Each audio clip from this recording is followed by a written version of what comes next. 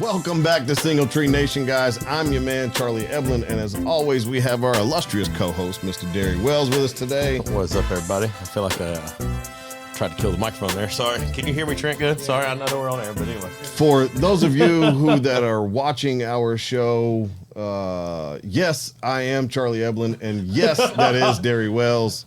We look a little bit different than normal. But before we get into that, we have a special guest who I've been trying to get on the show for a while now, Mr. Akirah, for the owner of Bean Loft. That is I. The man, the myth, the legend. How you doing, man? I'm doing all right. How about you today? Welcome to the show. Excited to have you. I don't know if I should be excited that you don't have a beard or you do have, or you did. I don't know which one. Like, I'm your first person to be on the show with you without a beard. That's right. You are. We might go viral. We might go viral. I almost called Derry and Trent and said, hey, we got to do a show on Monday to have one fresh off the barber chair. But yeah, it's not about us. No, it's not. And I will say real quick that a number of people, and I'm sure why'd you shave? Yeah. Why does a person who wears a beard year round shave right before fall and winter? Like, you're going into my season, Right. Yeah. Big fall guy. Fall guy. So why shave now? Right. And when you tell them, and I've got it down like 2 sentences now, like where I can just streamline the story. They're like, it's just hair. Yep, it's just hair. You'll go back, and it's a fantastic. And I don't know how much you want to go into it or separate with a different episode or show or something, but pretty freaking awesome. So, well, we have some shows coming up that will be more interesting. Aligned. Yeah. Okay. But look, we did it for a good cause. We did it for a little boy that deserves it, and far more than me shaving my face. So, he's gonna have a good time on his Disney trip. And Mason Asher, if you are listening, we love you, buddy, and I hope you have a blast in Disney. So, with that being said, Akirah, why don't you tell everybody who you are and what you do, man? We over here talking about facial hair. We can move on from that. Right. We can talk about some beans. So, anyways, my name is Akirah Chaney, and I am the owner of Bean Loft Coffee Company. We've been in business now for about 5, going on 6 years now. Started out as a small coffee truck, rolled around Murfreesboro. The story of how I got into it is a little funny, but I guess we'll cross that bridge when we get there. But rolled around Murfreesboro for about a year or two. Then we opened the shop over on MTSU Boulevard, or Middle Tennessee Boulevard, and then we have another store in Nashville now. Nice. Yep. Nice. And you're looking at opening another one as well, right? Don't you have one going into Chicago? Or yeah, something? We were trying to open one in Chicago. That kind of fell through. Okay. Yeah, it didn't. So we're back on the hunt again for something else. I got you. Yeah, but we also do other stuff like music festivals and stuff like that too, like Bonnaroo and other big mega festivals and stuff like that as well. So 5-6 years ago, you opened a coffee shop. Yeah. What? You're a young fella. So what'd you do prior to that? I've done a bit of pretty much everything. I've kind of been in business my whole life, just dabbling in different things here and there. But I actually used to be the youth coordinator for the Islamic Center here in Murfreesboro. Yeah. Nice. That was my first official job that I ever had after I came out of college. And after I left that, I decided that I wanted to just go straight into business. And I had a bargain store, actually. Very small bargain store that I started online. Okay. And I had rented this really rinky-dink spot over here on Vine Street. It's actually a barbershop now. You know where JD Market is? Yeah. Uh-huh. So where it used to be, there used to be a little bitty spot right next to it. And I was in there. It was a very tiny spot, very like a hole in the wall sort of place. It was more so for storage that I used to put my stuff in and just sell online. And that's actually how my coffee shop was born. It's a very weird story. All right, now we're taking a left. I like it. It's a very, very weird story. So right before I got ready to close in 2020, because COVID happened, everything was like going downhill. It's like, man, I didn't know what I was going to do. So I got this shipment with a bunch of espresso machines. Knew nothing about them because I'm not a coffee drinker myself, right? Well, are you still not a coffee drinker? I can drink coffee, but I don't like in the morning time. I'm not like, oh my God, I need a cup of Joe before I start my day, you know? If I own a coffee, I would have to support my own habit if I owned a coffee shop because I would absolutely be You and like, me both. just walk in, like, here he comes, have one up. Anyway, go ahead. Sorry, I didn't mean to. No, you're good. So It's like a tattoo artist that doesn't have tattoos. I'm like, I don't know if I trust you. yeah, right. Like anyway, go ahead. So yes, I was like, man, I didn't really know anything about it other than like a French press machine. My mom used to, make coffees or whatnot for my stepdad and stuff in the morning. But other than that, I didn't know much about it. So I thought the espresso machines were broken because they were spewing out these little bitty small amounts of water. Because there was no coffee even in the thing because I didn't know what I was doing. I was like, okay, these machines are tore up. So I threw them in the back of the store. I had probably about 60 of them. And, our phones, even though they say they don't listen to us, I'm sure they do. So they probably heard me talking about espresso machines, and then all of a sudden I get these messages on Instagram and about espresso machines and people using them and how to use them. So I'm like, oh, these machines must not be broken. Let me go check on them. I go back there, and probably out of the 60 or so that I had, maybe 5 of them were broken. And the rest of them were in open box condition. So I put them up on Facebook and I started to sell them. And they sold like hotcakes.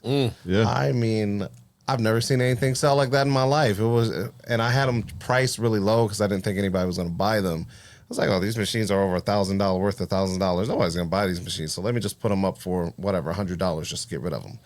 I had people, this is during COVID, so everyone was rich. Everyone had stimulus checks, right? The country was rich. Oh, yeah. So I had people coming, like crossing state lines to come here, get them, because they said it would be cheaper for them to drive here because they had nothing to do than to buy it from like Bed Bath & Beyond, which I don't even think exists anymore. Didn't they go out of business? Or is it just the one I think here? just the locations did, Okay. like specific locations. The company still exists. So, yeah. So I sold all those machines, and I wasn't able to get any more of them. Well, let me tell you, I raised the price. Thank you. Yeah, Good. I raised the price. A good businessman Yeah, realizes that. So I raised the price. Supply I was and like, hold demand. on, wait a second. They're selling too fast.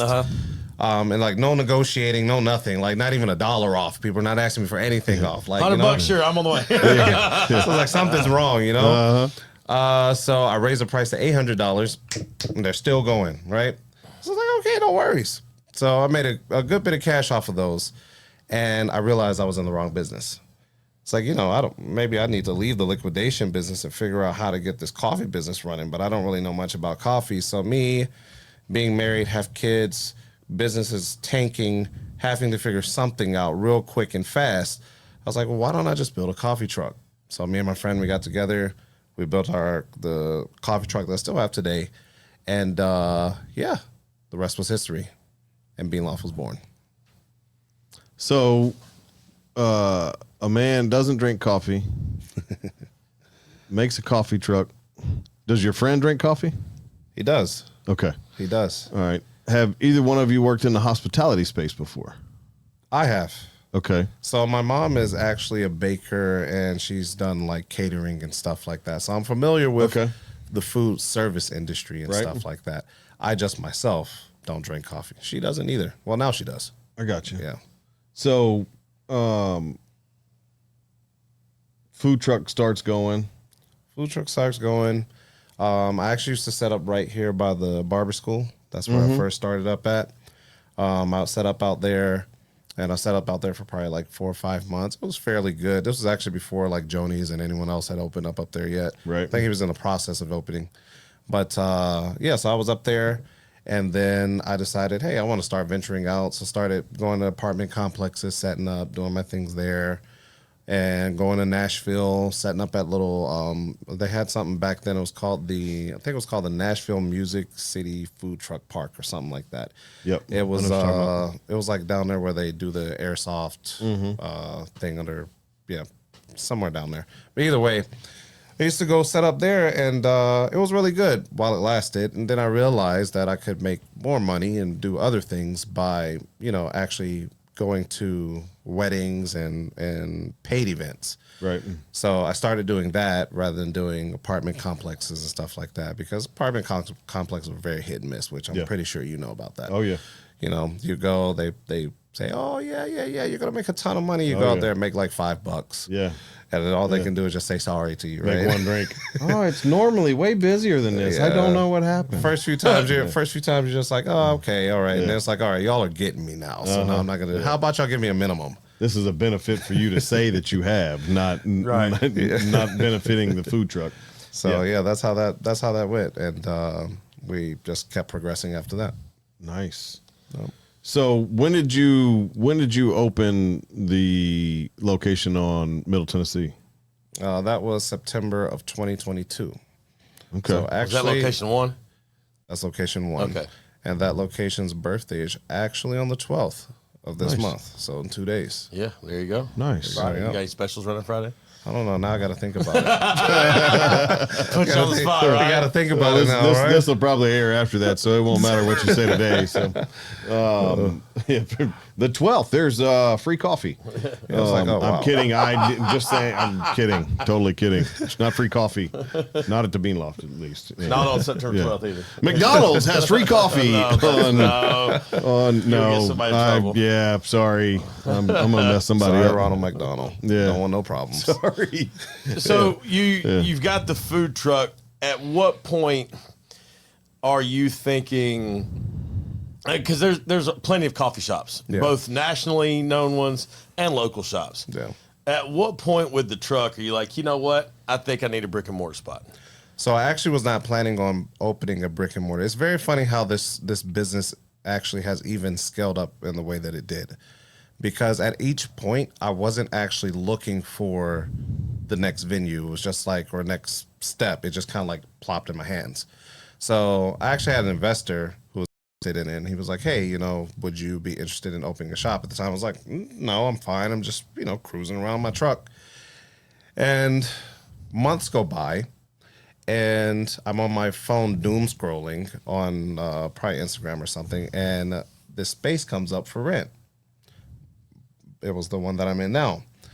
And there was somebody there, so I thought it was a scam, but I went by there and I asked them, I was like, hey, are you all leaving or something? And they're like, yeah, we're getting ready to leave out of here. It used to be like a wellness spot. The Wellness Emporium or something like that. The Wellness Emporium. So I was like, yeah. So they're like, yeah, we're leaving. We're just kind of trying to find somebody to basically take over our lease. So I was like, okay, I think this would be a pretty good spot. I literally walk out my door. I look, there's MTSU right there. College. Coffee equals pretty good business. Right. So I was like, okay. So I actually contacted the investor back and I was like, hey, if you're still interested, I have a space. This is what we would need. And this is how it would basically become a thing. He's interested. We opened it up.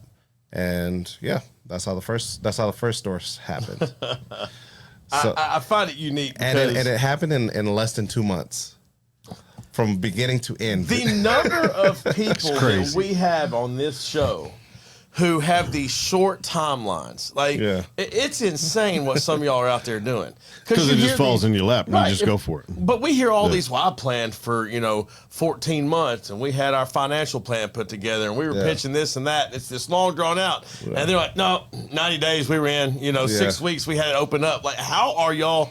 And the number of folks that do that we've had in here. So you're falling right in line with who our previous guest. Yeah. But with the number of, there's several local shops within 3 or 4 miles of you. Yeah. All right. In different directions. Yours is more centrally located to the university. When you start thinking, okay, we're putting together our menu, and I'm assuming you just took it straight from the truck to the store. Exactly. Didn't change much. But I'm assuming pricing changed. I'm assuming inventory changes, those little things. How do you start to think, okay, are we trying to compete with our competitor? Are we just trying to coexist in the same space? Are we not even worried about them? We're just doing Bean Loft stuff. You know what I'm saying? When I opened up that store, actually, within that radius, the only person that was open at that time was Brasshorn. Okay. Right? Me and Jeremy, we know each other. Okay. Right? So he was the only person that was really open. And he's way down over off Square. Yeah, he's right over on Lytle, right? So he wasn't really in my area to be, if you want to be honest. But like the other ones, like Dapper Owl, or like there's one that just opened up recently around the corner too. Okay. They were all in the process. Well, the one that just opened up was not in the process, but Dapper Owl was also in the process of opening up, but they opened up after me. Okay. So in that area, there literally was nobody. And I think if you go back like on the Murfreesboro Pulse, if you look up like the old whatever news article from this time, me, what is it? What was it? It was called Joe and Doe before. So I think it's called Brewing Brunch Yeah, now. something like that. Yeah. We all opened up like in the same month. Hilarious. Yes. Oh, wow. So it was like all these coffee shops just like boom all at the same time. Right. Right. For me, I didn't really see it as competition or like a downfall, because it was like, hey, I have something specific that I did, which was I wanted to combine both coffee, or in that time I would say it was Starbucks, and Waffle House. I wanted to combine those two things in one roof, under one roof. Right. So we specialize in Belgian waffles, right? You can come get them loaded with all sorts of things. And then we also have our coffee, right? So I was like, okay, well, I'll try and combine the best of both worlds under one roof. And so that's what I was doing, rather than trying to follow the trend of like many other coffee shops, which is trying to have this artesian bread or this I don't know, fancy crepes, or like, Right. I didn't want any of that stuff, right? It was just like, it's not my thing, you know. Avocado toast with I don't know, smoked goat cheese, and like, I don't eat that stuff anyways. Right. So it's just like, no, I'm not putting any of that stuff on my menu. Okay. Eventually, I did end up having to put it on there, some of that stuff. But like when I first started, no. And even when, to go back to your point about the pricing, I even kept my pricing the same. Oh. Because me personally, I hate it when, or I still don't like it, when I go into places and like, I mean, it's just America across the board. It's the price, but then you have the taxes, right? Right. So when I first started, even when I was on my truck, it was just $6. It's $6 for a latte. You can add whatever you want to it. I don't care. I don't care what milk you get. It's just $6. Okay. All right. You give me $6. You tell me what you want, and I fix it for you. Nice. Right.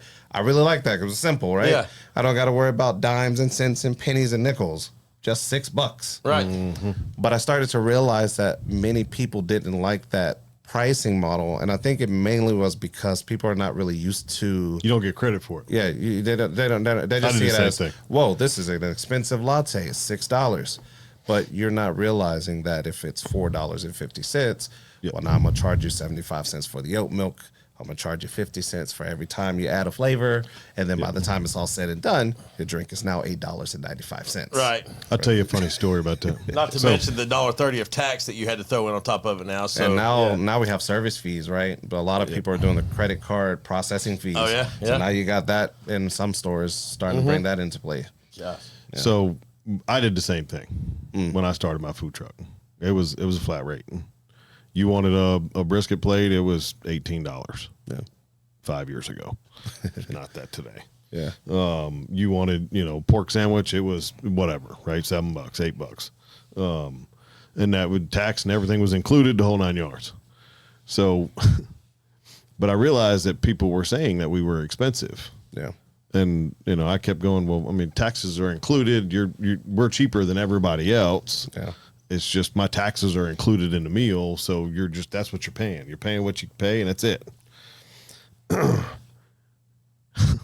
Truck was parked right outside of here, and I took all the taxes and included them in my price. Or took them off from being included in my price, sorry. Added them to it. Didn't change my prices. Added tax to it. And people started telling me how cheap I was.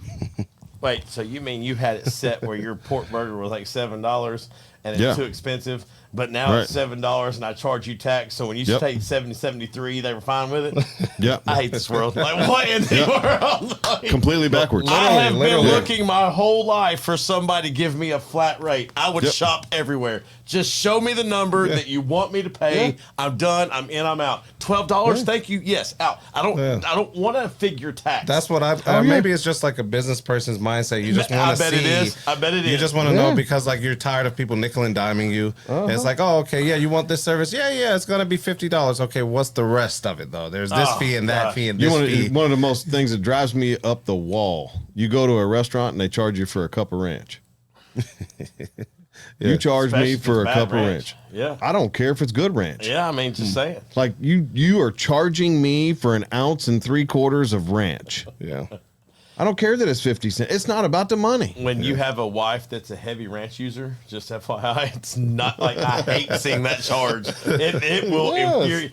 What do you mean we paid $1.50 for ranch because she wanted 2 cups? Like, Yes. oh man, It's like, man, I could have went to Drives me Walmart insane. and bought you a whole bottle. I'm there. Yeah. I'm there. Yeah. Yeah. Start carrying it with you. All right, it was look, just we're gonna take a quick break and then we're gonna come back to ranch. She was about to sign. The payments looked fine until I ran the numbers. They were overcharging her by $5,412. One call later, we flipped the script. Better price, lower rate, $5,000 saved. This happens every week. Before you sign, call me. The 615negotiator.com. I find what they don't want you to see. Welcome back to Single Tree Nation, guys. I'm your man, Charlie Eblin. As usual, we always have our illustrious co-host, Mr. Derry Wells, with us today.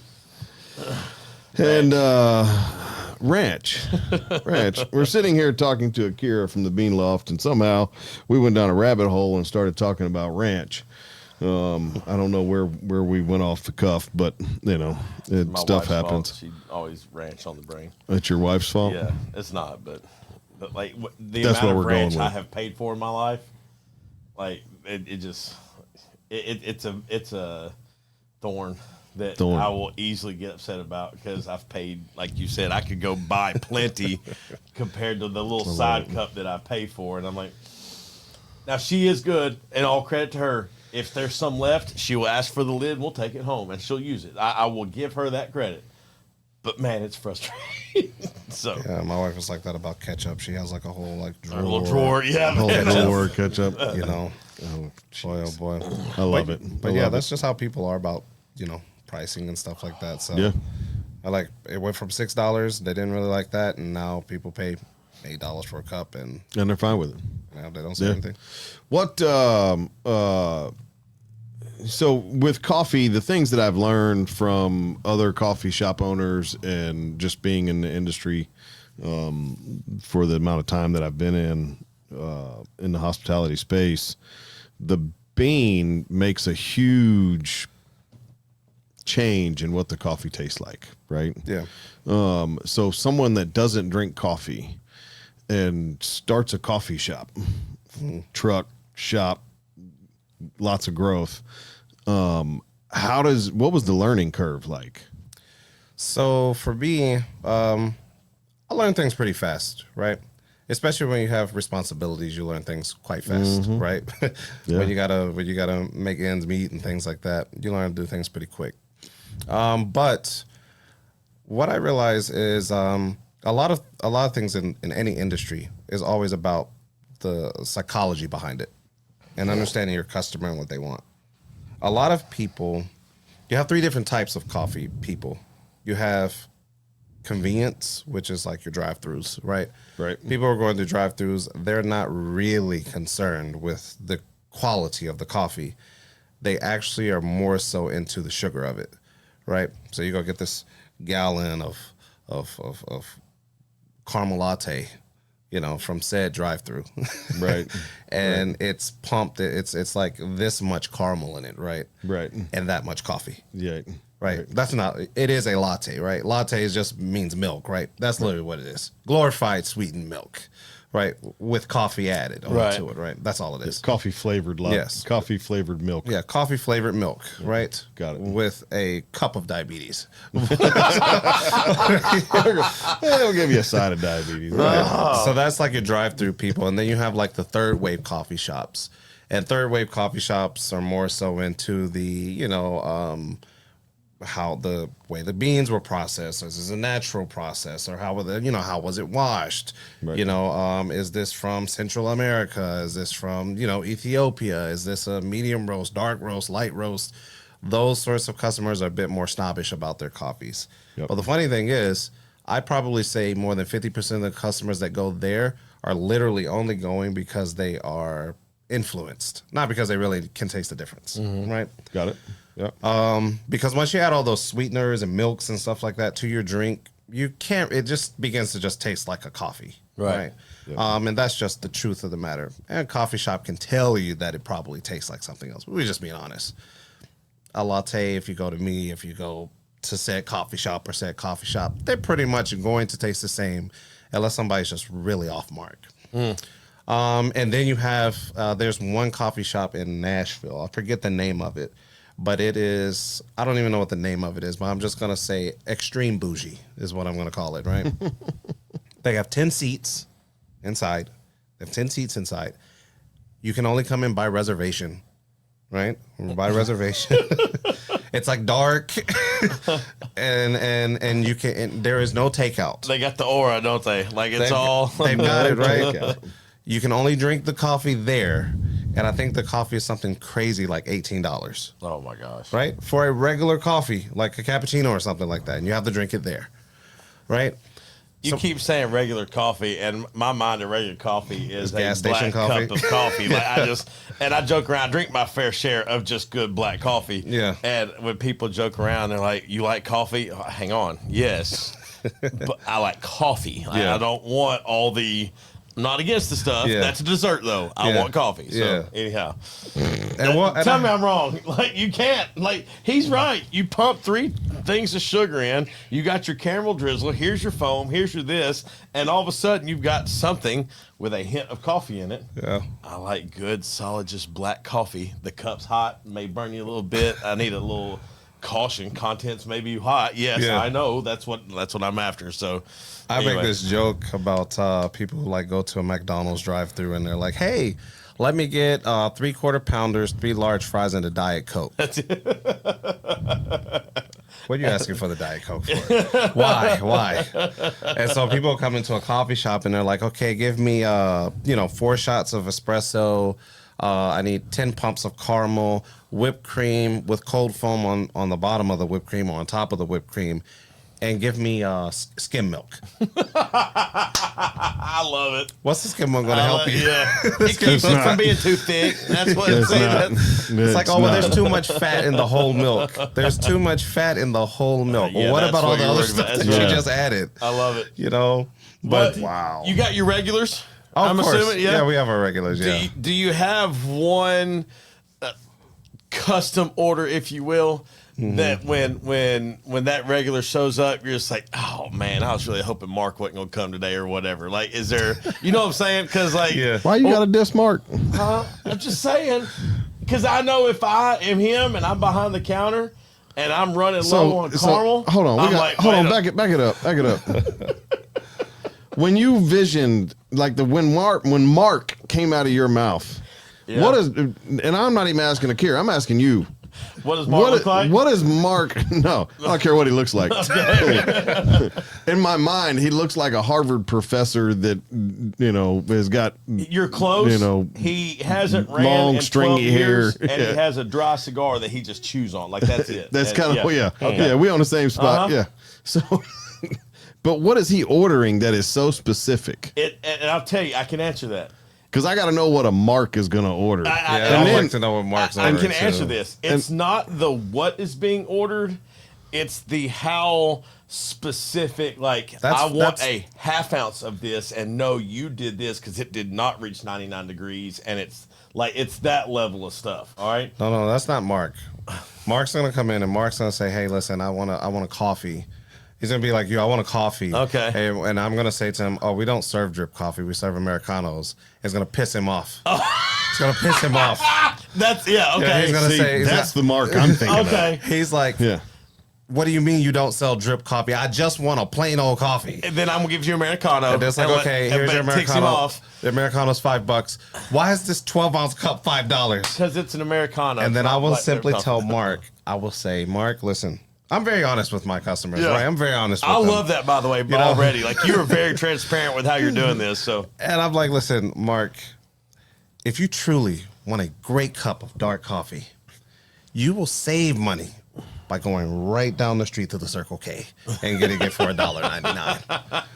I've done that, and people are like, "So you don't want my money?" I'm like, "No, I'm just being honest with you because I like to save money too. Right. I would love your money. Right. But hey, if it's gonna make you upset, you're gonna go and leave me a bad review or something like that. Please, by all means. They don't serve drip coffee at the Bean Loft. Like, right. Yeah. Just please, because I know who I'm serving. Right. Like most college students, because when I first started, I did sell drip coffee.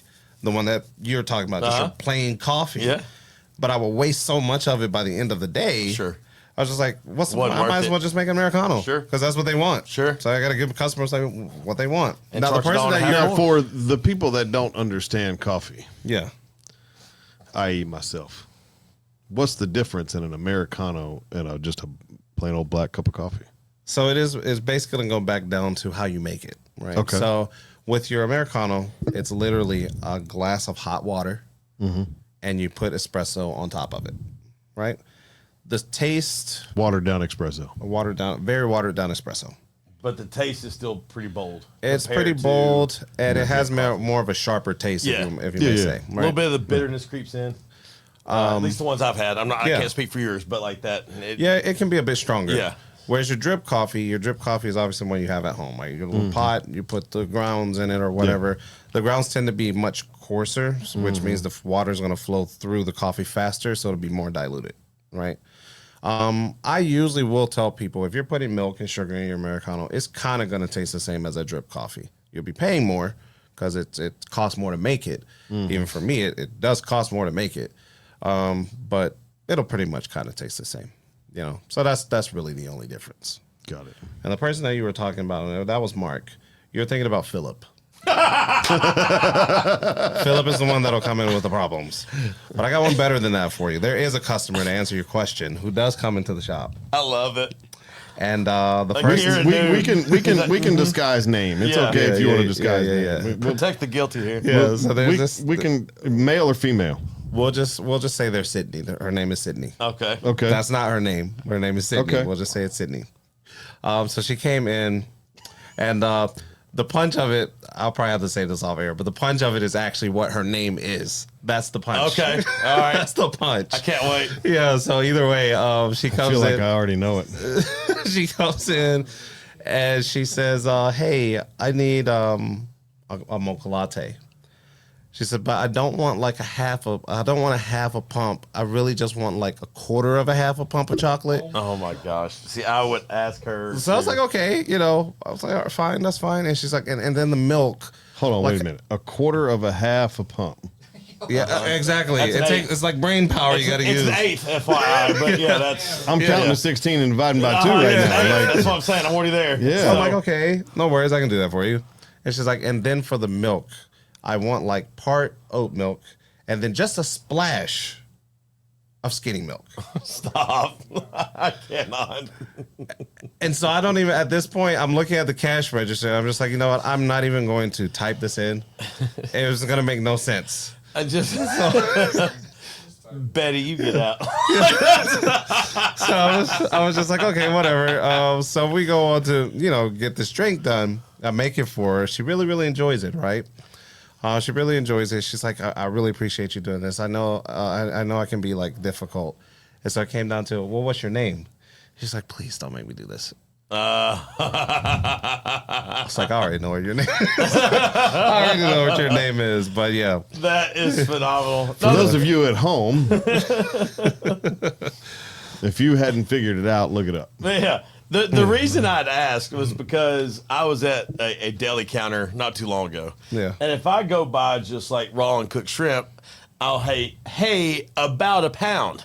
Yeah. And the guy will look at me like I have this number. I'm like, no.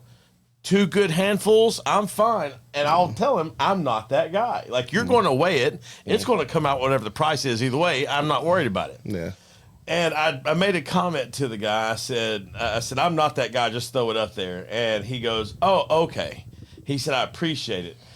He had a customer just 1 or 2 before me was counting the pieces of shrimp because she was not, or he was not, the other didn't specify, going to accept more than like the 23 that the person wanted. And I was like, I can only imagine that there are people like that and are measuring the cold foam and this and that. So double all this up, I saw a coffee commercial. Yeah.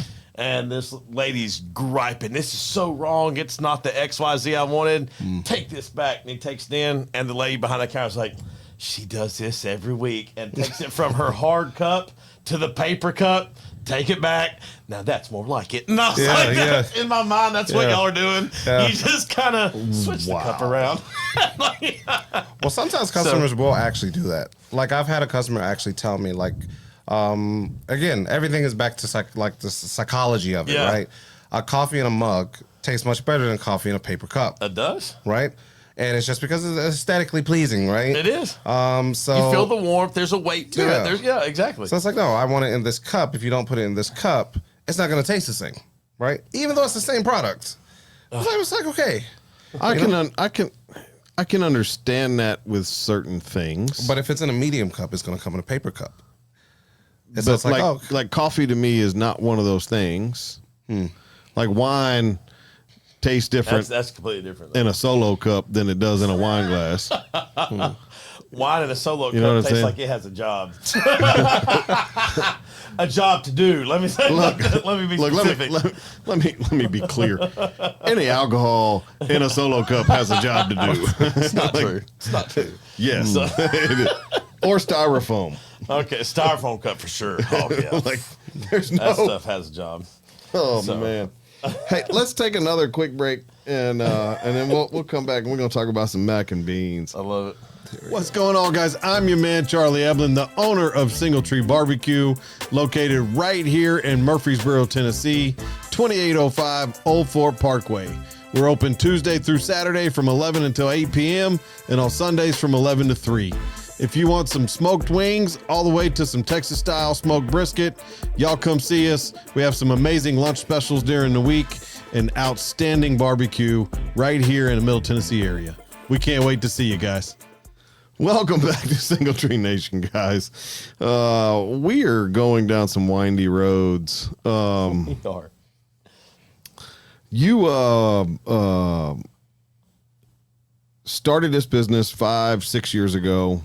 Coming up on 6 years. The Middle Tennessee location has a birthday in a couple of days. You have a second location now as well, correct? Yes. And where's that one at? That one's in Germantown, Nashville. Okay.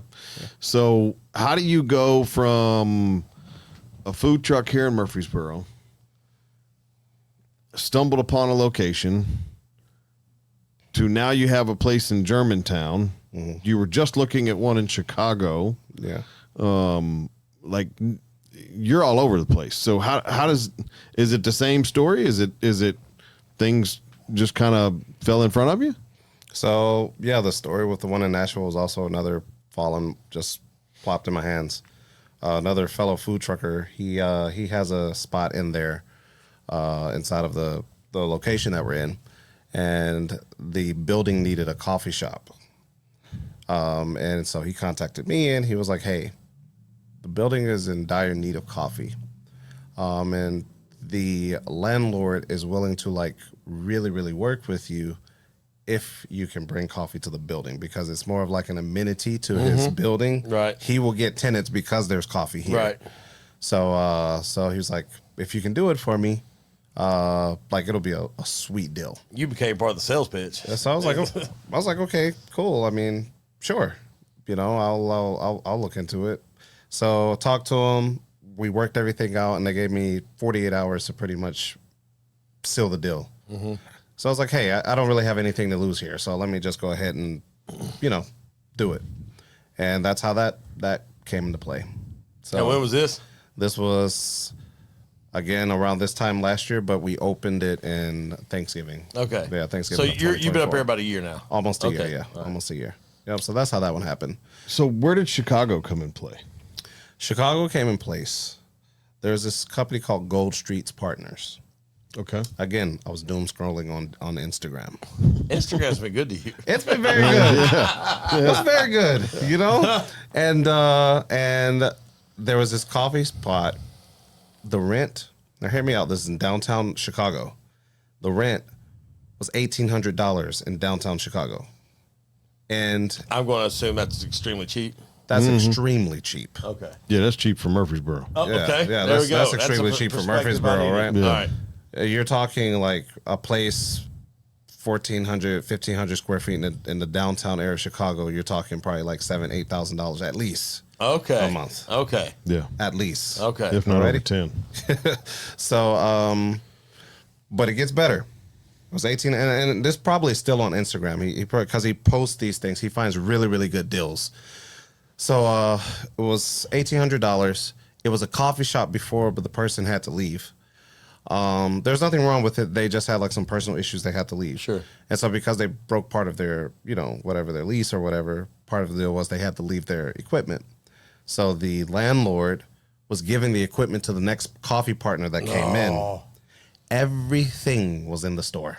All I had to do was switch the name and turn the lights on. Oh. So I was like, this is unreal. This is unreal for $1,800 a month. I mean, that's crazy. That makes this pretty much like, I mean, if I had a crap day selling coffee, I'd still be able to pay the rent. Right. Exactly. Yeah. So I was like, okay, I'm going to go and make sure this is even true. So I drove up there. I looked at the spot. It was really, really nice. And I put a bid in for it. I was being a business guy or whatever. You always have to try and get something cheaper. Oh, yes. So I was like, let me get it for $1,600. Yeah. I feel like I shouldn't have said that. If I probably would have just said 18, I probably would have got it. Yeah. But I was like, let me get it for $1,600. And he went back, talked to the owner or whatever, and somebody else just came through and they were like, yeah, whatever, take it. So I lost that one. And then there was another case that came up, but that's another story for another time. But yeah, so now we're still looking around. So so it doesn't matter, like the state, the city doesn't matter to you. It doesn't matter. You're let's go. Because I mean, at the end of the day, coffee, like for example, your business, you make, brisket, barbecue, things like that. You probably have special recipes. You got a special way you want it to be done. It takes a lot more, if you want to say, culinary experience to probably work along with you. Right. Whereas in coffee, I don't really market myself or brand myself as a superior top tier coffee shop. I'm the type of coffee shop where you can come, you can get a good coffee, and you enjoy your experience of customer service with us. But our coffee is going to probably be just your regular coffee, right? And I felt like I can reach a larger audience like that as well, rather than having such a small audience that you reach. I mean, you can do that, but that's just not my thing, right? So I want you to come when you come to my coffee shop. I want you to remember how we treated you, right? Because I believe when I go into a place, the way you treat me is what's going to actually bring me back. Sure. Because the coffee, I can get it from here, there, there, there. Yep. What's going to make me, and because I am in such a central location in Murfreesboro, I thought about it. I said, well, I'm literally like dead center of Murfreesboro. That means that from any location, when school is out, what am I going to do to get people to come over here? Because why are they going to pass up 10 coffee shops to come to me? Right. What's going to be the thing that makes me stand out? Well, it's not going to be the coffee, right? It's the coffee, and I say that sounds bad. Like, oh yeah, we got terrible coffee. We don't have terrible coffee, right? But there's something that you excel Yeah, at. yeah, beyond the no matter coffee. what, no matter what You have to have hospitality something. it's got to be good. Yeah, it's got to. You have to have bad something. product. Yeah, you can't have a bad product. But even just with the product itself, you have to have something else to come along with it. So I was like, okay, well then let's focus on customer service. And so that's been our main target now. Like if you go through our reviews and stuff like that, people rave about our customer service, right? Love it. I want my employees to be nice to people at all given times. I don't necessarily believe that the customer is always right, but they have to be always Sure. right. They have to. Oh, I can tell you without unequivocal doubt, they are not always right. They're not always right, but they have to be. We will always treat them with respect. Yeah. And undeniable hospitality, but they will not always be right. I had a lady the other day. She left us a negative review on DoorDash, and then she went behind on the DoorDash, and she went on Google and left us another 1 star. So the DoorDasher picked up the wrong order. The Dasher wasn't even our fault. The Dasher picked up the wrong order, and she's ordered from us plenty of times before. And so I went on there. I was like, "Oh, this lady's ordered many times, and she's never left a positive review. She went on here and left this negative one. And it was because like her waffle didn't have all the toppings on it and her drink was messed up. So I'm just like, you're free to do whatever you like. But did you really think that was fair? Did you really think that was fair? Because like all the other times, what about all the other times we did it right? Right. And then this one time, it wasn't even our mistake. You incriminate us. Right. Yeah, It wasn't even our fault. I will tell you, I absolutely love third party. I love Google. I love what they can do for your business. Yeah. I love the whole side of it. What we do as entrepreneurs, restaurant owners, hospitality segment industry, we do a very poor job of is explaining to our guest how important that review is for us. Yeah. And if you leave me a 1-star review, it can close my business. That one review can shut my business down. But that 5-star review may pay my mortgage that month. Yeah. Right. And that's the difference. Right. And yeah. people don't understand that, you know, the Chili's and the Logans and the, you know, Outbacks and the Texas Roadhouses of the world, Yeah. that there's, you know, 500 to 1,000 restaurants and they got venture capital money and, you know, millions of dollars that are rotating in loans. Yeah. You know, those guys they care about it, sure, but they don't care like we care. Where does your technology, you know, like I know you're using Toast. Yep. Toast is sponsor of the show, but technology helping you keep your inventory, helping you make your wait time shorter. How does that play in, especially with a third party, where that you can still have that customer impact? I know that you said when you started using Toast, your wait times went from like 5 minutes to 2 minutes or something like that, something wild. But where does technology play that role in making sure my customer service is not just the smile and the greeting, but that I can be better for my customer? I mean, in my space, I don't really feel that technology really helps that much. Well, right now I'm currently using Square, but we're switching over to Toast. Okay. Right. That's actually how I met Charlie. Okay. There you go. Good for you. So we'll see how that, you know, helps us as time goes on. But for me, I really do feel like our business model is very customer facing. Okay. Because I mean, for me, I have also thought of the idea of fully automating my stores, right? Okay. Where the barista does not have to talk to the customer whatsoever, other than saying, "Here's your drink." But I did get some customer feedback, and they're like, "Hey, we come to coffee shops because we kind of want to talk to somebody, right?" When I was in the shop myself, most of the time when I first started it, I literally had people come in there and tell me like I was their therapist. They would come in there and they would talk their life away, right? Probably tell me a little bit more than I should have known, right? Yeah. Sometimes I felt like, man, you know what? Akira's writing a memoir book that he hadn't told anybody about. Look, I will tell you, I've been in your shoes. I've been a user of Square before we switched to Toast. Yeah. Toast and technology in general will do one thing for you right. if you use it properly. And it would allow you the opportunity to increase and improve your execution and your hospitality. That's all it's going to do. It's not going to do the job for you. It's not going to replace people. Yeah. You know, I have been, prior to this, I was not a technology person. Prior to starting my own company and doing my own thing, that was not my forte. And now, like, I've thought about putting kiosk in where people can come in and same thing, right? Yeah. Automating the whole deal. But what I realized, and I realized it even more recently, give you an example. Yesterday, someone came into my restaurant just to see my face. Yeah. Just because they saw that I had shaved, right? And they wanted to see it for themselves in person. Yeah. And that is not technology. Now, technology provided the ability for them to see it online, right? But it didn't provide that human interaction. Yeah. And what Toast will do for you, and what they're absolutely phenomenal at doing, is giving you the resources to be able to lessen your time of making coffee and more time of building connection. And when you build connection, no matter how minute the connection is, it lasts and it builds. And you put one layer on top of another, and before you know it, you've built a house. And before you know it, you've built 2 houses, and then 3. And now you're starting to get a small community. And that small community will always support you and will always be in your corner. And I couldn't tell you more that I've learned more lessons from using technology to strengthen my relationships, not replace them. That's well said. I think that's one of the better ways I've ever heard that said. That it strengthens your relationship, not replace it. Because ultimately, when I walk into a coffee shop, if my second or third trip, I want to know my barista's name. And hey, good morning, so and so. Like, I want to be able to just that quick interaction. Yep. Hey, Derry, how you doing? And like, hope have a good day. Appreciate it, because I hope I'm going to leave you a tip. I plan to interact with you.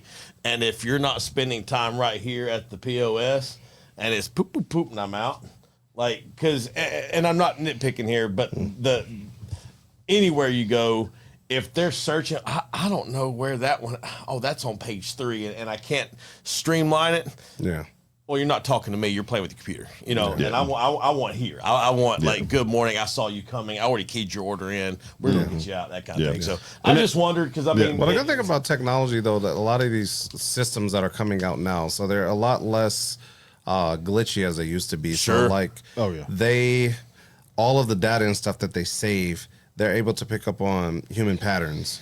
And so it'll be like, oh, good morning, right? Or if you have like an account with us, you'll scan a code or put your phone number in there, and it'll automatically know what you want, right? Right. Or it'll make a suggestion for you just right out the door, like, oh, you're a new customer. This is what people normally like. And so you have those things. So I've thought of like, okay, well, the technology could help in the sense of it gives a customer time to interact with something while the barista is focusing more on making that drink. But because they're able to maybe talk with you after you've placed your order rather than sitting there punching it in themselves, they do have a little bit more time to maybe say something to you like, oh, hey, how are you today? Sure. Are you going to go your order? How's your trip? You know what? Yeah. I hadn't seen you 2 weeks. What you been up to? That kind, right. Yeah. And then you also, as a business person, you can eliminate a job that most people don't want to do anymore, which is being a cashier. Because one thing I have a pet peeve of is when I go into a restaurant, anywhere, when I come to the counter, you don't say anything to me. You look at me like a deer in headlights. Why are you here working? Yeah. Like, you don't have to be here. You can go work somewhere else. Don't hate your job so much that I'm the annoyance. Yeah, like don't make me feel like I'm the problem. Like, you make me feel like it's an issue of me coming in here and spend my money. How did I inconvenience you by coming to your spot? You know? 100%. And then they're like giving the coffee, and it's just like they have like this, and this is actually like I think they call it like coffee attitude or barista attitude. They literally have attitudes. Like, the better a barista they are, the higher the attitude is sometimes. That's hilarious. It's really crazy. It's kind of like a barber. You know, barber, he becomes viral, she becomes viral, whatever. And now she has the right to just treat you however. Right? Yeah. And the same thing with the coffee. It's just like, yeah, what you gonna do? I make the best coffee. What you gonna do? You got a good mac or beans?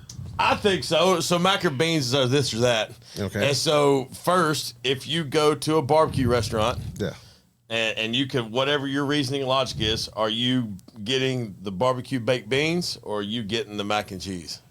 If I go to a barbecue spot. Yeah. Mac and cheese. Mac and cheese. Probably mac and cheese. All right. Yes. So can I only have the mac and cheese, or do I have it with something else? Well, it can be up to whatever protein you get. Some people want mac and cheese with their brisket, but they want beans with the pork burger, so pork sandwich. Yeah, I'll probably do the mac and cheese. There you go. Yeah. Now, central and focus to you, you were rooted in and started in the truck side of things. Yeah.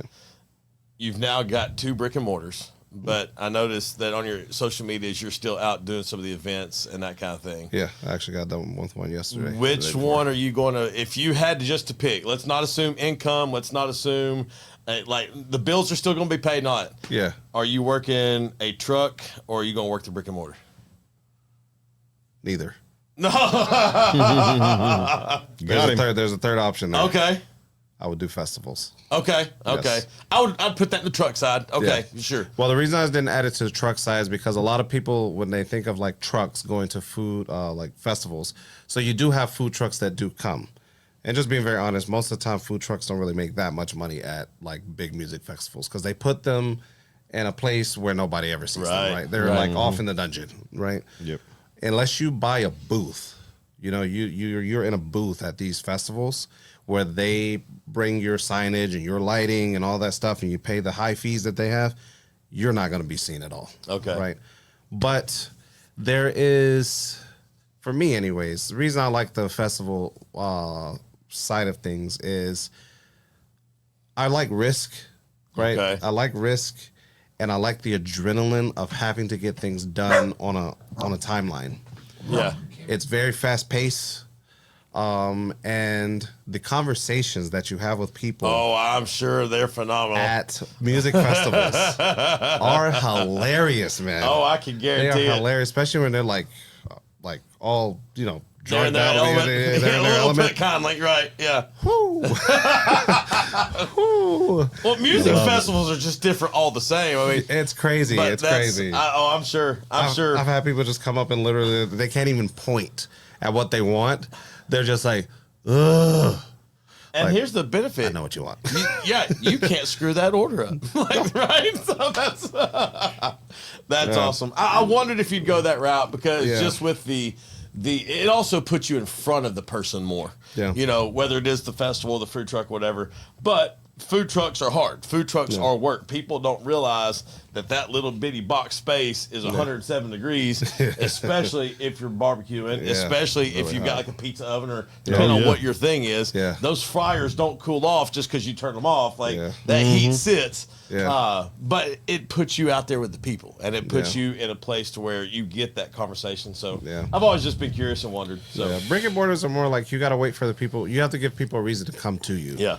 Whereas the other ones, festivals or food trucks, you're going to the crowd of people. Okay. And festivals are even better because most of the time they can't leave the festival. Once they park their car in camping, they can't leave. So you are their only options that they're going to buy things In my from. mind, Akira's out there just like raving out with them, like just let's go. So that's You know, so you just have this. It's a lot of fun with it. You know, just it's a like lot the of fun. feeling movie, right? Yeah, that's it. That's it. So it's really nice. So, what's on the horizon for Bean Loft? what is on the horizon for Bean Loft? That is a good question. I think it depends on which avenue or what category you're talking about. What's next? What's next for us? So the very next thing the next thing is integrating with toast. That's There the you next go. thing. That's the And next. look, if you need any help with that, please feel free to reach out to me. We'll do. I'll be happy to help. This is where he won't tell you. He's also one of their customer service ambassadors. So like, reach out. It's fine. Okay. So Yeah, so either way, that's the very next thing that's going on. But right now, I'm actually getting ready to revamp our menu. Okay. I kind of want to take it back to the basics of what we had before because we kind of like branched out and added a lot of different things based on customers, questions or requests and things like that.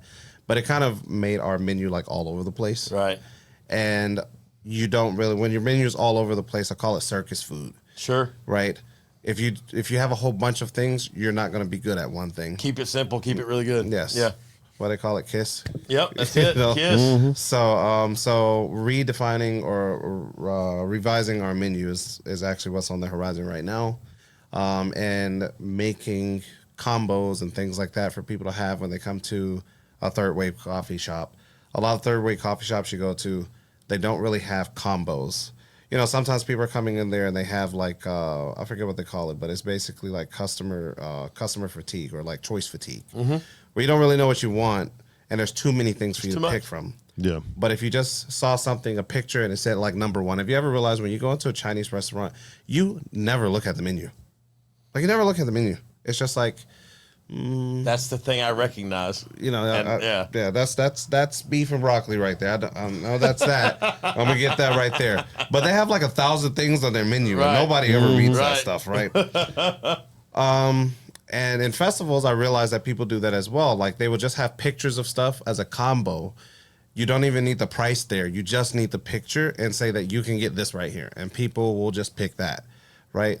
So that's where I'm trying to now kind of bring our things to, and also streamlining even our coffee processes to actually mimic our festival speeds. Because at festivals, we can get someone in and out in less than 2 minutes. Nice. Right? Yeah. You order, doesn't matter what size the order is. You can order 10 burritos and 10 cold brews or whatnot.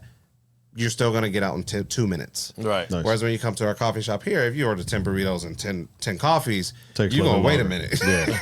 You're going to wait a minute, right? Right. Yeah. And all of it is because the way we have the systems set up. And I've been thinking about it. I'm just like, well, if people like what we do at festivals, because these are the same customers that are coming here too. Like they will leave Bonnaroo and they will actually come to the shop on their way home, right? It's like, well, if we just carried on that same model in our coffee shops, well, then people will come because we're also fast, Yep. Nice. right?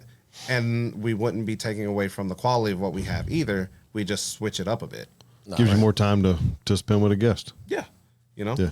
Toast will help you out with that a lot. So that's really what I'm doing right now. Just trying to basically customize, or not customize, but what's the word I'm looking for? Reinvent our system. Streamline? Streamline. There That's we the go. word I'm looking for. Streamline. Yes. I'm on it today. Streamline our process and operations. I love it. If people are trying to find Bean Loft, how can they find you? Where are the stores, hours of operation, all the things? So we have our MTSU location, which is located right next to MTSU. 2136 Middle Tennessee Boulevard. Exactly. 2136 Middle Tennessee Boulevard, next to the Boulevard Bar and Grill, or right between the Boulevard Bar and Grill and between Jimmy John's. Nice. A lot of people don't know where to park. Do not park across the street at San Marcos. That is not our parking lot. Park behind the building. Park behind the building. You can Yep. either turn on Vine Street or turn on to Main Street and then turn on to 4th Avenue. The parking lot is behind the building. In Nashville, we are in 100 Taylor Street. The building's 100 Taylor Street, and we are directly in the center of the lobby. We are metaphorically and realistically the heart of the building. Nice. I love it. Right. I love it. And Love for it. festivals, you catch me at the next one, which probably this is not going to air before then, but it is Lost Lands, which is in Columbus, Ohio. Okay. That is where I'll be next. Nice. Nice. Yep. Derry, you got a Friday feel good for us? Yeah, a lot of different things in the world have happened over the past 3 or 4 days. And just a simple reminder, tell the people that you know that you love them. Don't let little chances go by. Do not take for granted that they just know.